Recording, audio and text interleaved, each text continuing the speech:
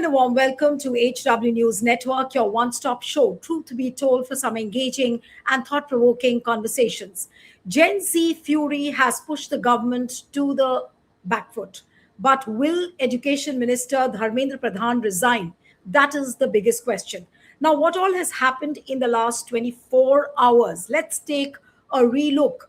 Now, last evening, what we saw, Sonam Wangchuk has ended his hunger strike. We saw JP Nadda and Jiten Singh going to Vedanta Hospital, offering him water or juice. We do not know. But yes, he's ended his fast. That is one thing which has happened. Second thing which happened was a late midnight Instagram video of Prime Minister Narendra Modi, where he promised the youths once again of the fast track courts. He said that he will bring in an anti paper leak law, which has got a cabinet clearance. And what we are told apparently is that this law will be discussed next week, as in the coming Monday when the parliament reopens, because tomorrow is the weekend starts. So the parliament will resume on Monday. But today there were a flurry of events. Now, what all has happened?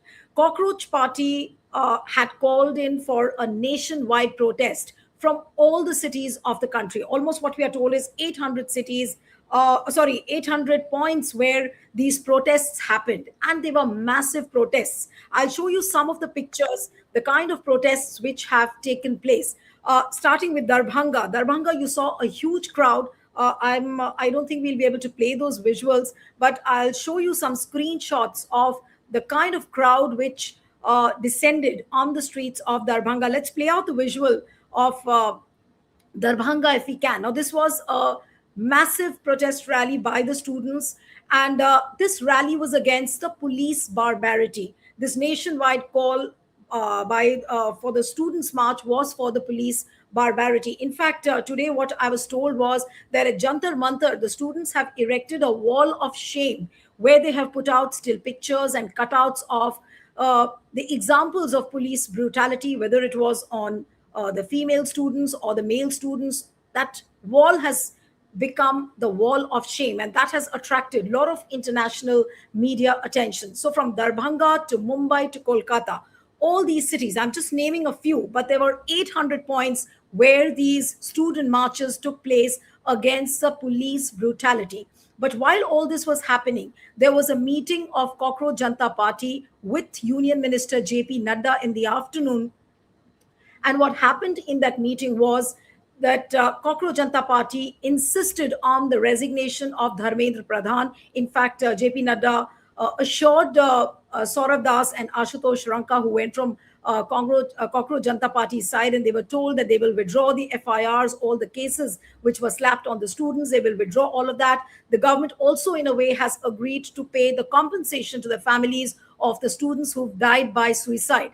But on the question of Dharmendra Pradhan's resignation, we've not heard. What Nadda has told the Cockroach Janta Party that they need another 24 hours to deliberate within the party as to what they have to say.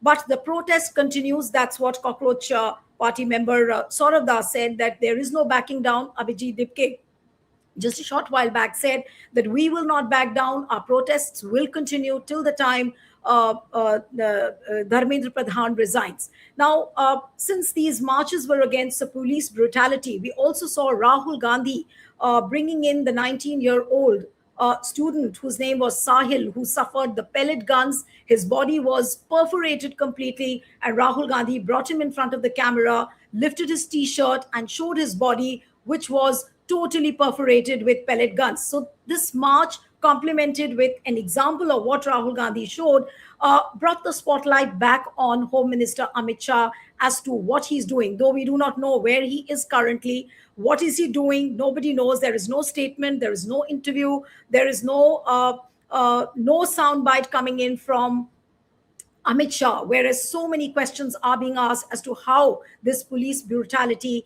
is happening. So Gen Z movement has definitely pushed the government to the corner.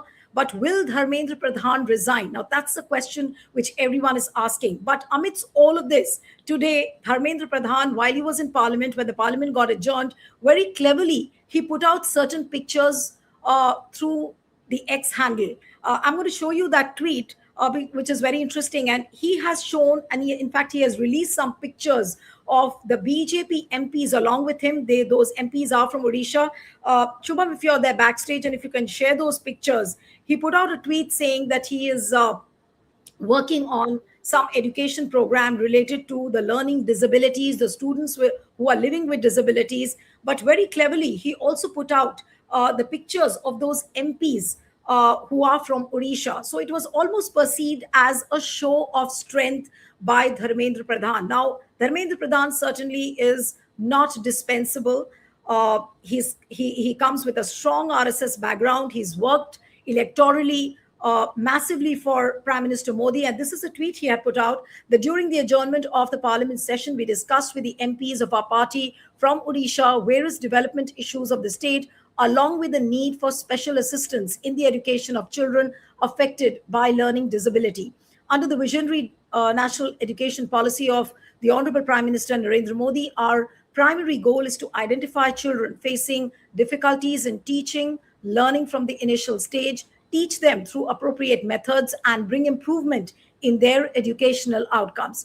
Through the Prashast app prepared by the Ministry of Education, children with different abilities and those experiencing difficulties in teaching, learning in schools can be easily identified. The MPs also shared their views on how they will prioritize the issue in their respective parliamentary constituencies, create awareness at the school level, and integrate every talent into the mainstream. So I'm not denying that these MPs mustn't have spoken about this program, this education program, which Dharmendra Pradhan has highlighted. But the very fact that Dharmendra Pradhan chose to release those pictures with BJP MPs from Odisha on a day when there is a clarion call for his resignation on the streets, within the parliament, by the opposition, by the India Alliance, and he chooses deliberately to release pictures of Odisha MPs standing by his side.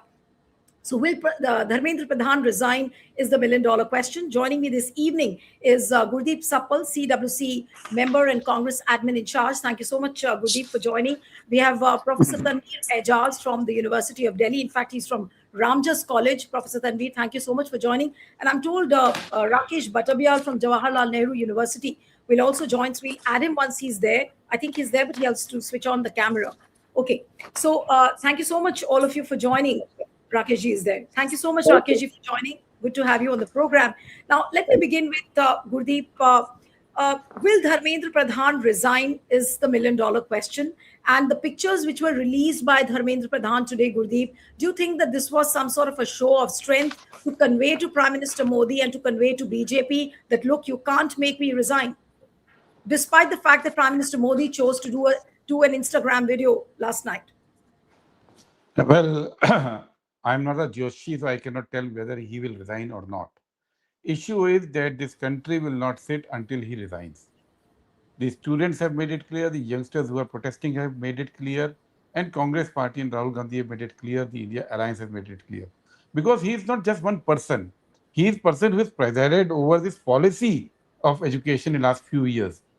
This is not an isolated case of a leak happening somewhere. You see, earlier also there were some stray leaks. Mr. J.P. Nadda read out those a list in such and such state leaks happened. But what changed now was the policy of NTA which was formed. An NTA which is beyond audit, an NTA which works only on thekedari, an NTA which has no institutional mechanism to ensure that leak doesn't happen. And this was done under the stewardship of Dharmendra Pradhan and Modi government. And that is one part. Today, you've read out a long tweet. But who will answer to the question that in Modi government's time, the education sector has been the worst sufferer everywhere? Let's not talk about the textbook. Let us not talk about the knowledge system environment that they have vitiated. But the very fact that the investment in education has gone down drastically. Today, I was reading a tweet by Maheshwar Peri, and he just brought out this data, and I can tell you that during the UPA, the total cumulative annual growth rate of education investment was 21%. It has come down to 7%. 1/3 of the budget you have slashed. That is what people are asking. You have made education so expensive. In last 12 years of Modi government, only 1% public institutions have been established. but the increase in private institutions is 49%, and increase in private universities 200%. And the fees that they are charging is humongous. Poor cannot study. And even if you study, there are no jobs that can even recover your fee that you are paying. A medical private seat costs now 1 crore to 4 crores, 3 crores in some cases, 4 crore. Who's going to pay that fee? So it is not one isolated incident that we are talking about. Dharmendra Pradhan is the face of that ministry which has created anti-education policies in this country. And more than that, in last few days, it is not just Dharmendra Pradhan. The atrocities on students. Today, Rahul Gandhi brought forward a victim of pellet guns. For last 2 days, 3 days, government has been giving statements through sources, and Delhi police has said it on record that no pellet guns were used. You are using pellet guns which were used to, which were devised to control basically a very, very unruly crowd, that of terrorists, and you are using them on your students, and nobody is even acknowledging it, despite being shown the live proof. So it is not about what Dharmendra Pradhan tweets. It is not about what they say. It is not what about Sonam Wangchu signed yesterday. It is about three very clear demands. A, Dharmendra Pradhan has to go. B, those who ordered the atrocities on the student protesters have to be held accountable. And three, Prime Minister Modi has to apologize to this youth and students. But as far as the resignation, Gurdeep, of Dharmendra Pradhan is concerned, everybody has been saying that that is non-negotiable. In fact, Rahul Gandhi, the day he held a press conference, he said none of the three demands are negotiable at all. That is what he said. But what happens if, are we to expect the Prime Minister Modi is going to apologize? Isn't that something too far-fetched at this point of time? You also know that he might not do it. So then what happens? Well, we saw yesterday a person who was jailed for several months for a protest in Ladakh was called continuously by BJP and its friendly media that he's a Chinese agent. And yesterday, the health minister of the country goes and offers him whatever they offered him, coffee or soup, whatever, to break his fast. So this government is already crawling. It's not that there's no impact on the government. The aura of Prime Minister is gone. You see, let us recall Bihar elections. In one of the rallies, there was one gali used for Prime Minister, and he went on to national TV, addressed the nation, and said कि मेरी माँ को गाली दी. And huge cry was made, though it was a fabricated thing. Now see the language and the galis being used for Prime Minister in this protest. The Gen Z is fed up. They have ripped apart the aura of Prime Minister. His prestige lies in tatters. And if they are not even recognizing this pattern, which is quite visible, then I think they are living in a fool's paradise. I think they will be forced to pay a much bigger cost than what is being demanded from them right now. All right, let me come to Rakesh Bhattabyal. Mr. Bhattabyal, what do you think that the movement has morphed into? Now the movement doesn't belong to Cockroach Janata Party. It either doesn't belong to any of the opposition parties. It's just the plain sentiments of the students which is playing out. You see any city and the kind of movement we see on the streets. I just showed you a few pictures from Mumbai to Kolkata, and for that matter, every city, the students are on the street right now. Now, what do you think is going to be the future? Even if Dharmendra Pradhan chooses to resign or he steps down, we're not sure of that at the moment. But supposing even if he steps down, do you think that this movement is going to die down in any way? Thank you, Neelu, and thank you, the panelists. In fact, Gurdeep has spread out what actually is happening. As a historian of movements, for me, resignation or no resignation, what this movement, and I was surprised, many of my students, I've been talking to students, the most timid and diffident students who once told me that they were hopeless, they come from minority, Dalit, all segments, even upper caste. In my adult life, this is the first time there's an ideological shift happening in this big way. The people who are victim, I will say, you're victim of communalism, not you're a, almost like a patient, they are coming back to certain template which we knew existed when we were young people, when we were kids. So that change of template is happening. This movement has brought in. Now, remember, Rahul Gandhi has been campaigning for last 5 6 years, and many of them, Gurdeep and others, were all part of it, and we were all actually writing to support that.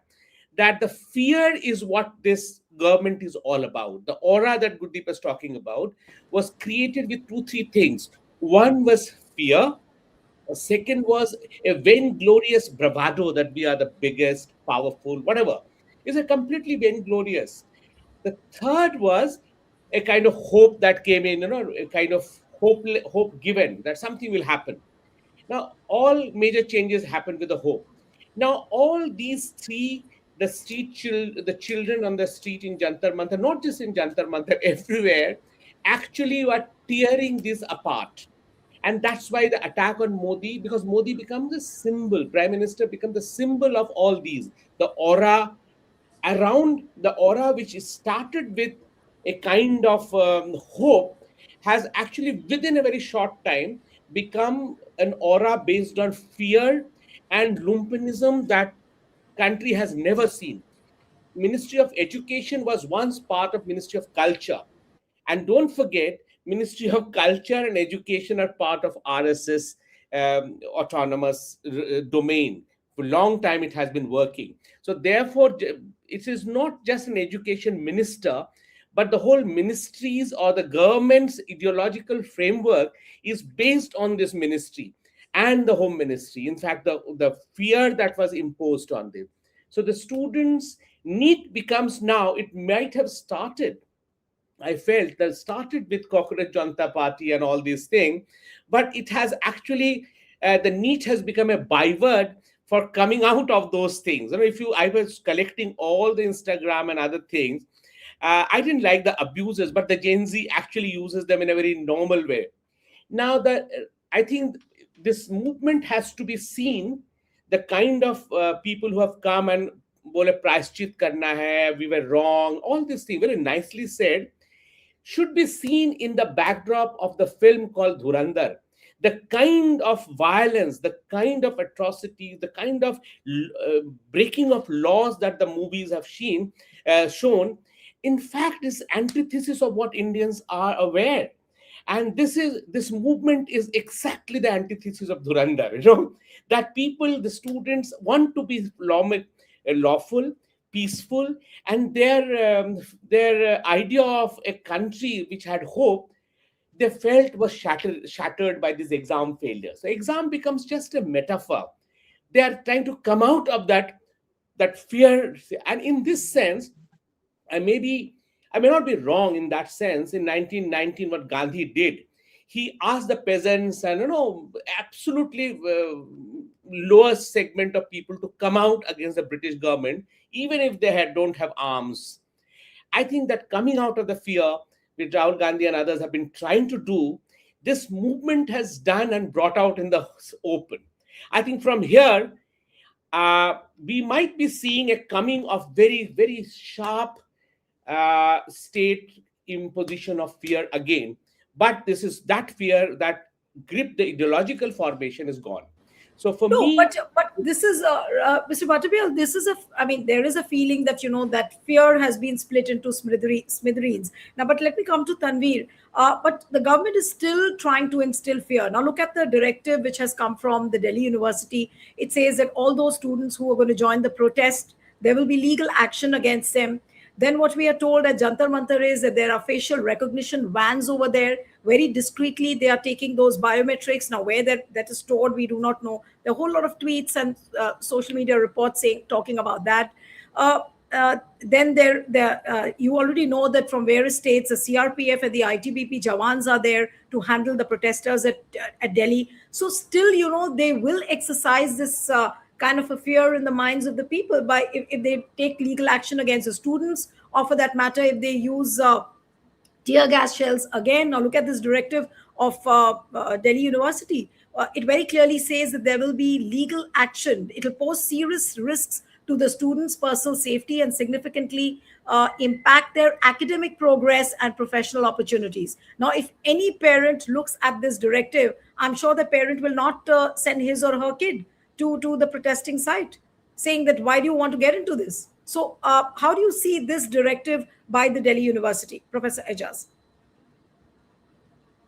Thank you for having me here. I mean, this advisory which has come not only from Delhi University, but also from Jawaharlal Nehru University, Yes. refraining students not to politically participate is I think very childish. I mean, you are asking these students who are largely Gen Z, you know, not to exercise their rights.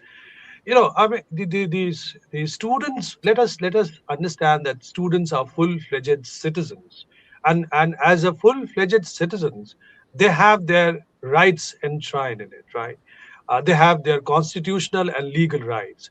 So, I mean, look at the advisory. It says that if you exercise your constitutional and legal rights, you will, legally penalized. So it's an oxymoron, actually. I mean, so I think there is some sense of palpability in university administration. But as I mean, Sapal Saab and Abhyal Saab has said that it's not just restricted to Delhi University or Jantar Mantar, or now it has become, this whole student movement has become a pan-Indian movement, right?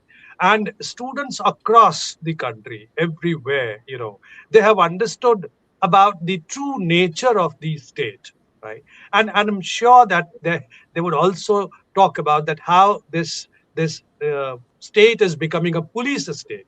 I mean, they are more unnerved about the fact that the kind of barbarity that has been done to them, right? And clearly, I mean, if they are reading and they read newspapers, if they are reading newspapers, they are very well aware of that, how the police, has violated its own laws, its own rules. There are a lot of Supreme Court directions and protocols. So the police has violated all of them, right? So of course, they would not be, if the government thinks that they would contain Gen Z, they would restrict them, they would instill a kind of a fear. That is not going to work now, because they have understood about their rights. It's not only about their rights, it's also about their own future. What they are seeing, as I said, what they're seeing is not just simply, the examination leak, but it is about their future, about the education system, about their jobs, about employment, about their future. How are they going to make their lives more meaningful? These are the concerns that they are having, and very rightly so. No, but these Very rightly concerns will so. always remain, I guess. The Modi government will not have answers to these concerns even if Dharmendra Pradhan steps down, because this is a systemic rot we are talking about, and that you're hopeful that Modi government will be able to deliver all this. I think Modi government would go paranoid, would go paranoid, because what I'm saying is that, look at the way they are using all apparatuses, right, to stop students. Now, asking university doesn't have any business to talk about to its students, to its teachers, that you would not participate in a political protest. I mean, Delhi University, Jawaharlal University teachers, they go to Jantar Mantar only for protest.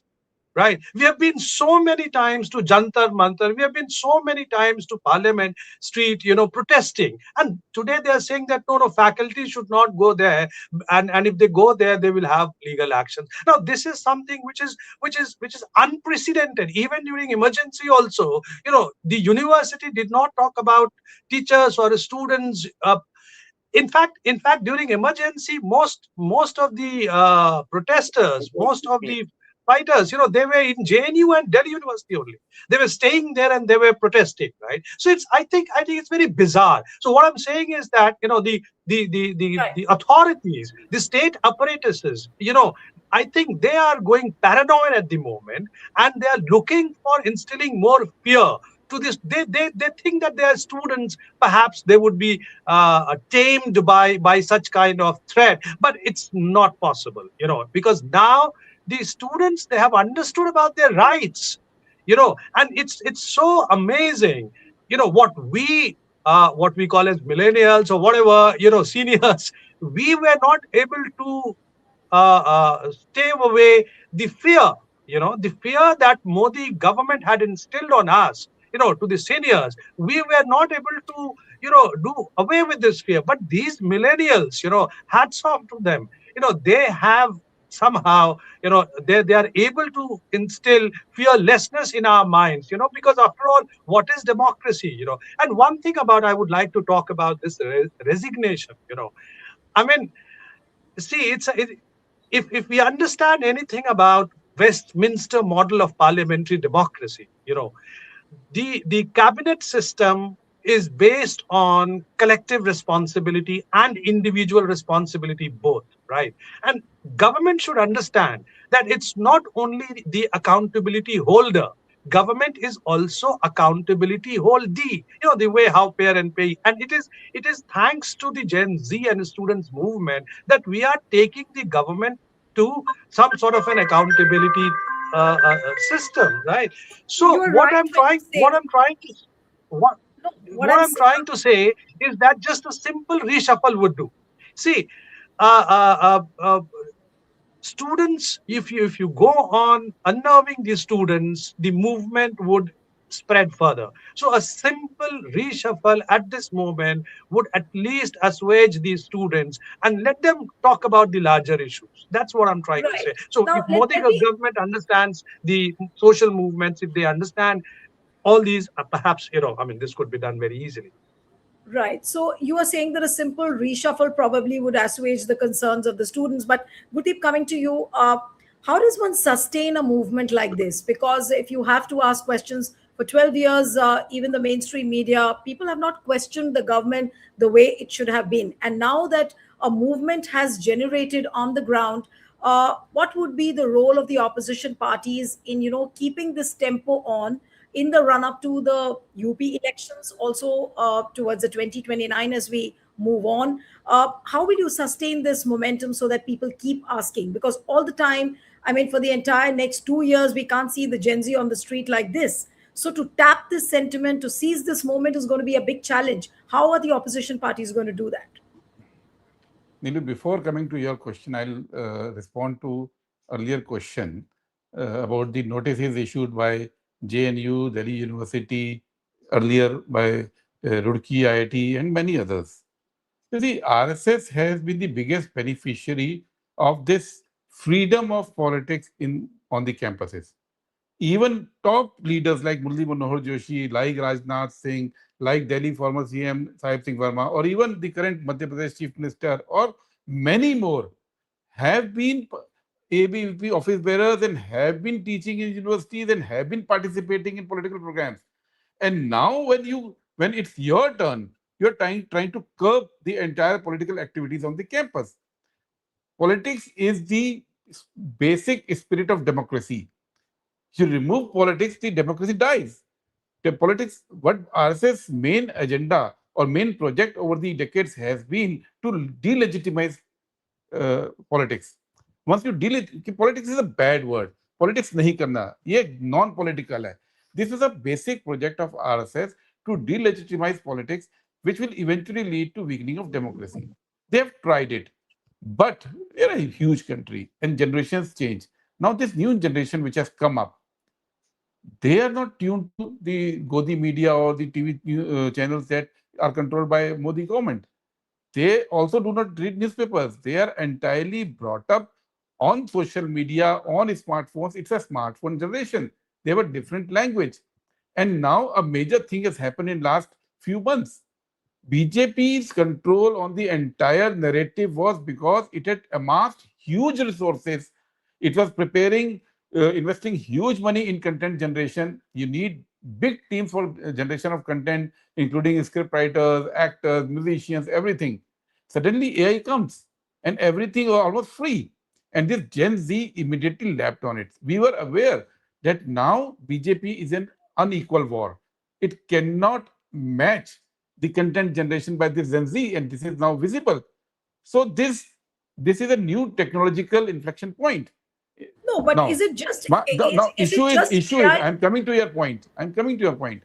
So there's a new generation which has come up, which has a different training, which has different tools, and what form of protest they will take is an uncharted waters. No, but Gurdeep, Our what I role wanted as to ask you, Congress Party, since you yeah, mentioned AI, so is AI the only reason which is the reason for Modi's no, it's undoing at not this the point of only time? reason. AI has shattered the monopoly of BJP on media. That's what I say. It is an enabler. It's not the Right. reason. Now, Congress Party's role has been that students are protesting. They've developed an agenda. They are asking questions. We stand by those students. We are not dividing. It's not the question of ownership of this movement. It is not the question of leading this movement. It is to stand by these students wherever they feel the political parties has to support them. Not just Congress Party, but entire India parties have been there. So when they protested and they were charged by the Delhi police and RAF, they fired pellet guns on them. Then Rahul Gandhi steps in that this is a fact, your denial will not work and will work for justice. When they ask the question, those questions are resonating in parliament. The politicians and the Congress party and Rahul Gandhi in particular, our role has been to support this movement. This is the movement of youth. They are leading this movement and we are supporting it. But we still do not know what shape it takes. But one thing is for sure, the monopoly on propaganda is gone forever now. BJP's the very well crafted control on media has been rendered ineffective and useless and redundant now by this Gen Z. The issues which are coming forth is the paper leak has been a trigger, but the issues are much larger. For last 12 years, the fees have gone up, the inflation has gone up, but the salaries have not gone up. A starting salary in premier IT companies like Infosys or Wipro was 26 to 27,000 in 2014, and it is still 26, 27,000. And it is across all sectors. The median salary or the wages in this country for labor force is 12,000 rupees for last 12 years. So these are the realities. Students are finding that the investment on education is not bringing about returns, and forget about returns. When they even try to compete, they prepare for examination, the examinations are also not being done professionally, it's leaking. So all these points, they are taking a wider dimension. We are not reducing this entire movement into a one issue movement. Students are also not, if you see the slogans being raised, if you see the content being generated over Instagram throughout the country, not just at Jantar Mantar, you'll find that these are larger concerns of the students, and these concerns have to be addressed. And if this government does not address, this won't stop here. This won't stop here. It will go on increasing. That is how social movements historically have developed, and that is how social movements will develop in this country. I'll just take a cue from what Gurdeep said, Mr. Bhattabial, coming to you. Can Prime Minister Modi, or for that matter, the entire BJP, can they go back to their original muscular politics now anymore? Like Gurdeep said, that, their entire monopoly over the propaganda has been shattered. They can't do that. But what if they try again? Because elections are around the corner. I'm sure they'll try all those tactics. But what happens then? They will try, and they naturally, because their whole politics is, as Gurdeep has indicated, is anti-politics. Because, and that's why you have non-state actors, both as police, in education institution, as has been discussed. All universities have been captured. JNU, we have around 300 teachers appointed with a form which is interview, but not a single intelligent people in the world country applies to JNU now. They know that they won't be selected. No, students are brought in that way. We have a NTA non-teaching staff at the clerical level brought from NTA tests, which come from just one or two centers in somewhere in Rajasthan or Haryana. So we have collapsed. We are watching a collapse, and students are reading in anger, but there's no avenue. And now this has come. The street started speaking. Jantar Mantar or Patna or they started speaking a culture which is not BJP and RSS's culture, non-state actor. And now you can see In Jantar Mantar, the best thing that happened in last 3 days, people started identifying two distinct culture. That this is what the Indian students, lower middle class, even upper classes have come in. You know, so they have seen that these are not what is generally shown as cowbelt hooligans. They're not hooligans. The hooligans are now identified. So this identification of these two cultural language, which is now will multiply in larger sense. So this will go a long way to counter the kind of resourceful, fear generating politics that BJP has been doing on political system, political parties, and on institutions, is just not in Right. the JNU, across institution. I think Right. this will now get a crack. And that is what the result of this, which political Gen Zs have been doing that in Nepal and Bangladesh and Sri Lanka. But the distinction that India has shown, that the training that 100 years of freedom movement had given people and political parties actually has come instead, so that if political parties are coming to in support of Gen Zs to channelize it further in the Right. larger issue. And that political education is very important because all of us Right. got that One education. point which I missed out, I think I'll just go back to Gurdeep once again, and then I'll take the concluding comments from Professor Tanveer. Gurdeep, what about the mainstream and the legacy media? They have also suffered a big jolt on the ground. Look at all the anchors, the reporters from the mainstream channels who've always been eulogizing Prime Minister Modi's efforts. They had to suffer a beating on the ground. Now, what happens to their reporting? We are feeling a sense of climb down on their part also. I saw a few channels who started questioning, but that is a very mild questioning at the moment. Are we going to see some sort of a turning point as far as the legacy media is concerned? There's no question of turning point. The mainstream media or legacy media, as you are calling, has been rendered redundant.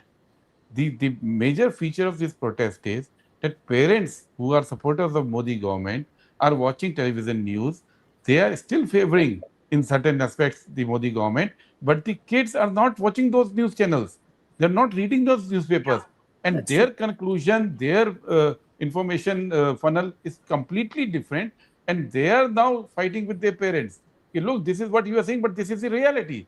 So this entire legacy media is now being turned redundant. And once the market finds that it is redundant, you see there will be a major shift in advertisement revenue. This is going to happen now in coming months and years now. This is something which is irreversible process has started.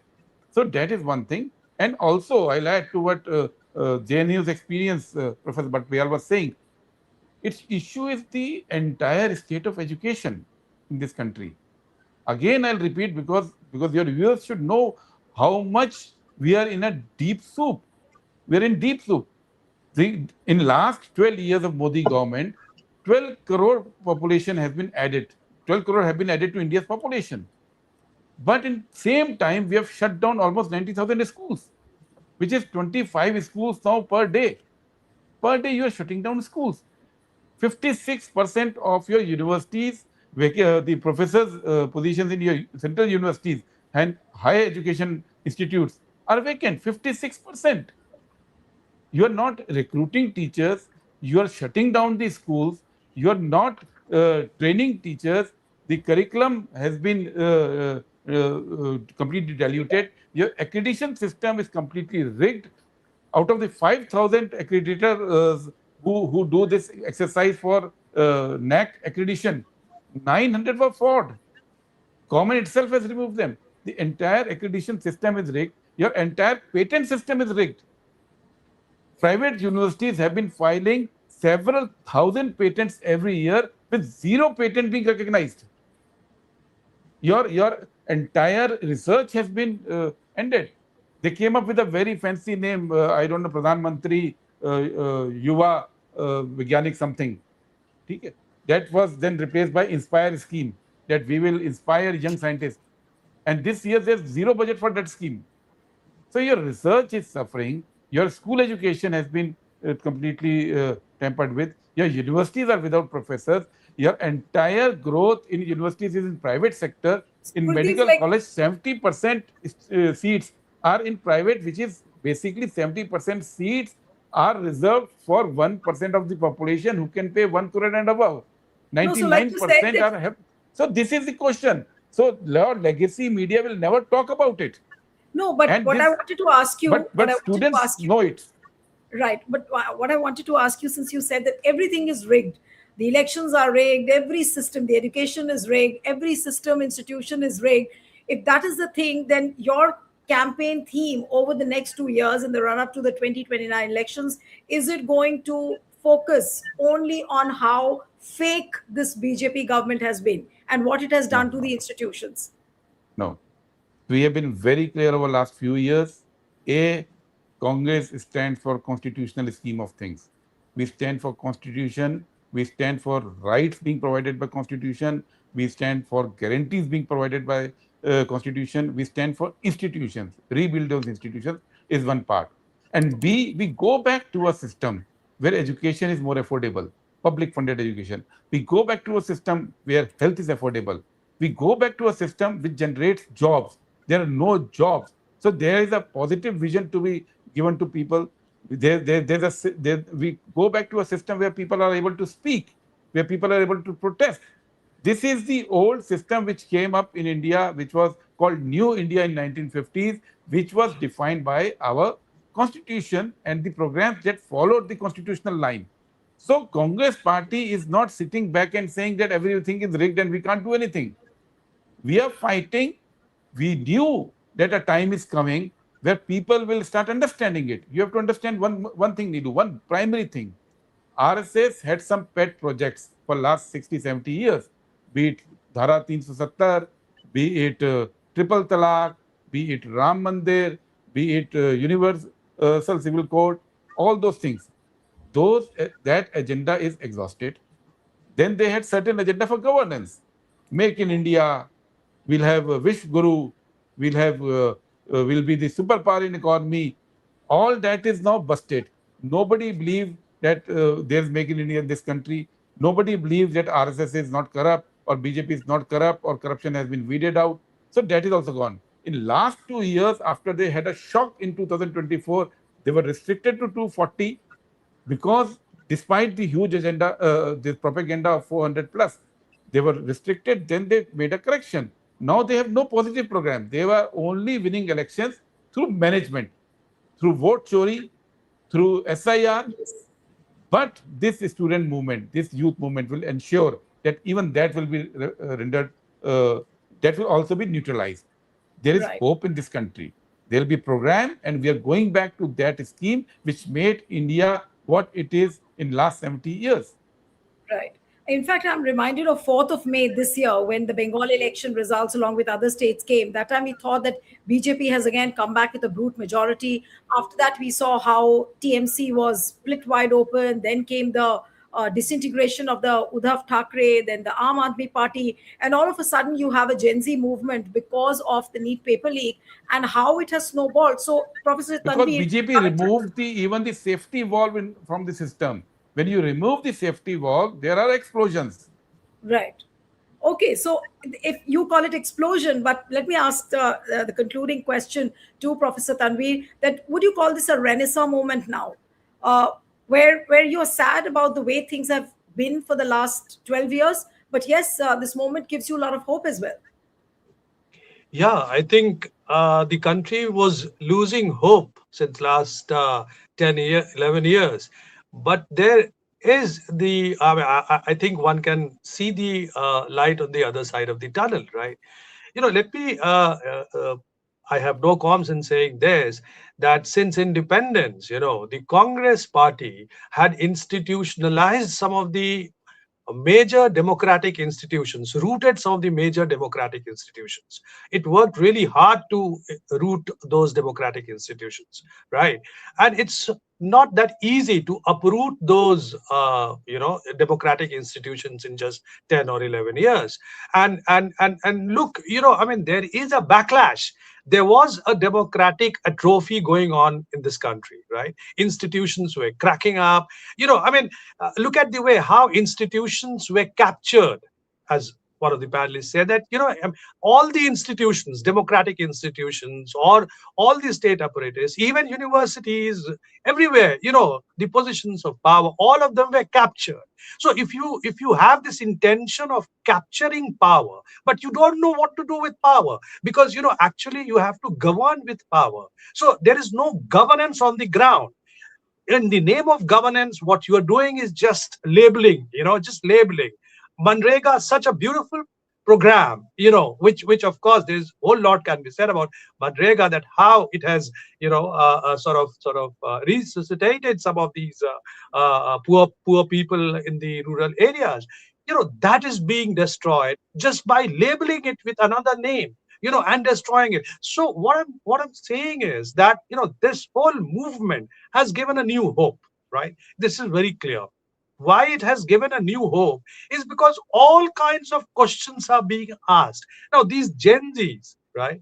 Or the students, if you go by memes, if you go by, social media, their posters, etc., they are countering not only the corruption aspect, but they're countering communalism, they're countering casteism, they're countering all kinds of ills, perhaps, which they think that's not good for their nation. So they are, in the sense, building nation at the moment. Hats off to them, because I read that one very interesting poster.